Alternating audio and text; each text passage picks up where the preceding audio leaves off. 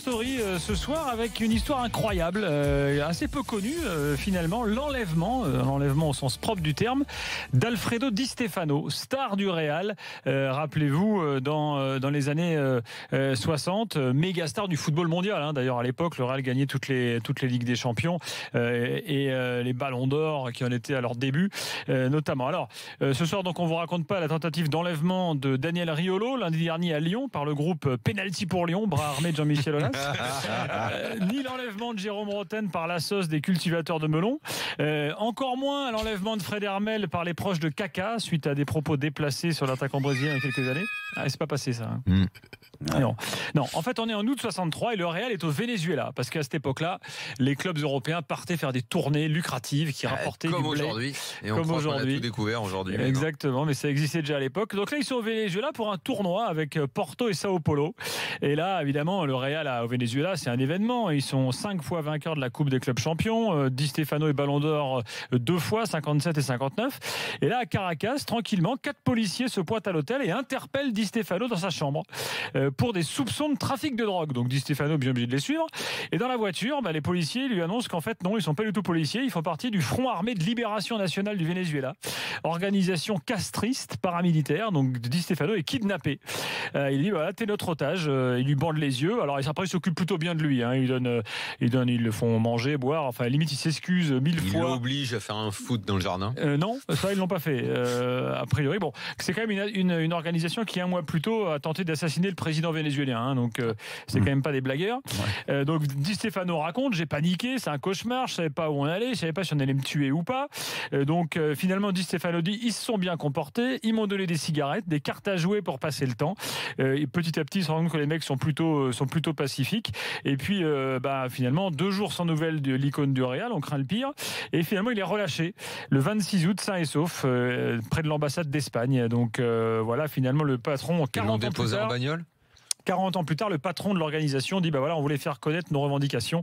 Donc comme le Real était là, c'était l'occasion. Alors aujourd'hui, on en parle comme ça un peu de façon légère, mais à Madrid, on se souvient très bien de cette histoire, Fred. Ah bien entendu. Di Stefano, faut pas oublier, qui est décédé il y a 3-4 ans, qui était l'idole du Real. C'est lui qui a permis le Real, c'est lui qui a appris aux autres joueurs à jouer au football. C'était le Cristiano de l'époque, pour les plus jeunes. Plus fort. C'est-à-dire que Cristiano de l'époque. Mais c'est-à-dire que lui, en plus, par exemple, un jour, Paco Gento me racontait qu'il ne savait pas ce que c'était qu'un 1-2 en Espagne et que c'est Di Stefano qui avait expliqué aux Espagnols comment on faisait un 1-2. Il est argentin au départ. Di Stefano. Argentin, tout à fait. Après, il est nationalisé espagnol, il joue avec l'Espagne en sélection.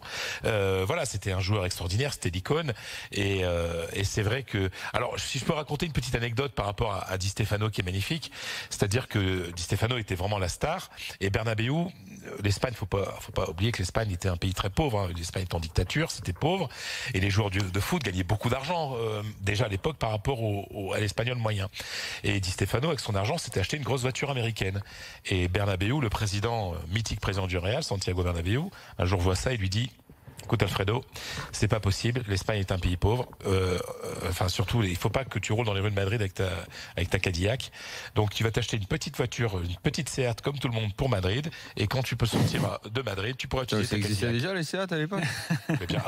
Seat c'est la grande marque espagnole. Mais pas les Seat Ibiza, tout ça si? Mais c'était la société espagnole d'automotion, Seat, Sociedad Española de Automoción. Non, des automobiles de tourisme, de voitures de tourisme.